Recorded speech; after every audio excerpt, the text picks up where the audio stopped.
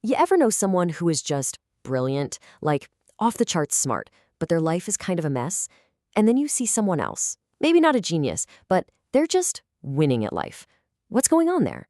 Well, today we're diving into Daniel Goleman's groundbreaking work on emotional intelligence to figure out why a different kind of smarts might be what really matters.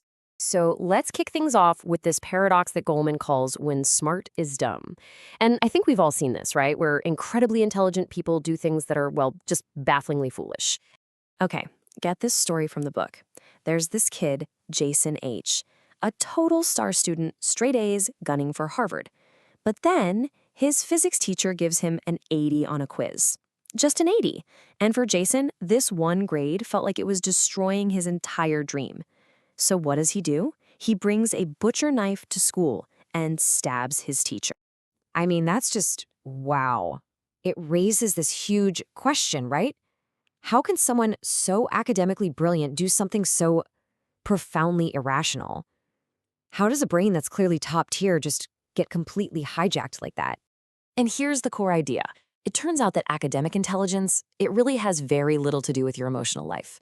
Think about it. Your IQ, your grades, how good you are at solving tough problems, all that stuff lives in a totally different universe than your ability to handle your own feelings and impulses.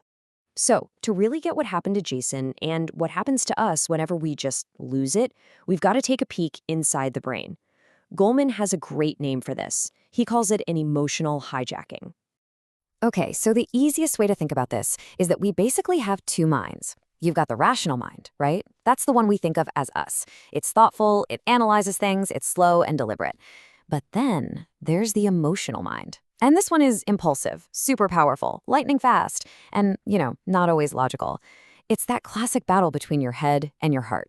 So an emotional hijacking is exactly what it sounds like. It's when that emotional mind completely takes the wheel. Some little center deep in your brain just screams, emergency, and yanks the rest of your brain into its mission, all before your thinking brain has even had a chance to figure out what's up.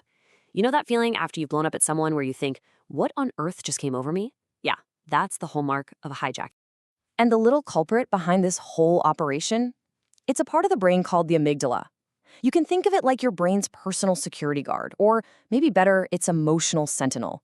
It's always on duty, constantly scanning everything that happens and asking these really basic primal questions. Is this bad for me? Do I hate this? Should I be scared of this? So how does the amygdala pull off this crazy fast takeover? Well, a neuroscientist named Joseph Ledoux figured it out. He found what you could call a neural back alley. See, when a signal comes in from your eyes or ears, it hits a hub called the thalamus. Most of that signal takes the main highway, the high road, up to your thinking brain for careful processing. But a small, crude part of that signal takes a shortcut, this back alley, straight to the amygdala. This triggers that instant fight or flight reaction before your smart brain even gets the full picture. It's a fast and sloppy system, but for survival, it's genius. And here's the wild part, summed up perfectly by Ledoux himself. Because of that neural shortcut, our emotions can literally be triggered, and memories can be formed without our conscious thinking brain being involved at all. It's like your emotions have a mind of their own, because, well, they kind of do. Okay, so if our brain has this built-in hair trigger that can hijack our rational mind so easily, are we just doomed? What hope do we have? Well, this is exactly where we need to start looking beyond IQ and toward a whole different kind of intelligence. First, let's get a little perspective. All those studies on what makes people successful in life, it turns out that IQ, at best, only accounts for about 20% of it. 20. That leaves this huge, massive 80% gap that's explained by something else. And a huge chunk of that something else is emotional intelligence, or EQ. Just look at the difference when you compare the pure types.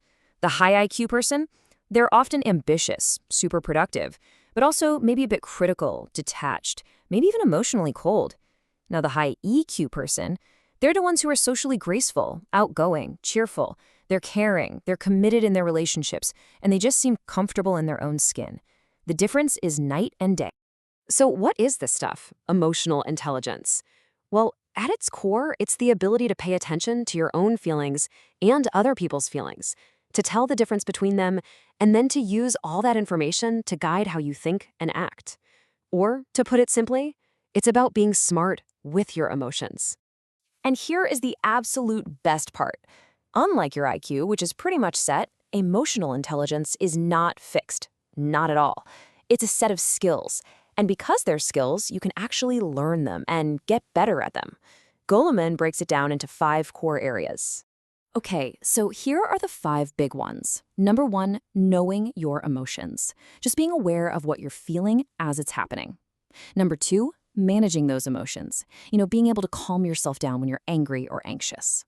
3 is motivating yourself, channeling your feelings to help you reach a goal. 4 is recognizing emotions in other people. That's empathy, a huge one. And finally, number 5, handling relationships. This is basically skill in managing emotions in others. These are the real building blocks of EQ. So, when you put this all together, what's the point?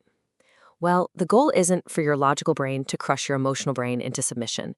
The real goal is to get the two of them to work together in harmony. And this is a really important point. Being emotionally intelligent doesn't mean you don't have feelings or that you suppress them. Come on, a life with no passion would be so boring. The goal is balance. It's about having emotions that are appropriate, that actually fit the situation you're in. The old way of thinking was that reason was king, and it had to be totally free from the messy influence of emotions. But as Goleman says, the new way, the better way, is to harmonize our head and our heart, to let our feelings inform our thoughts, and our thoughts guide our feelings.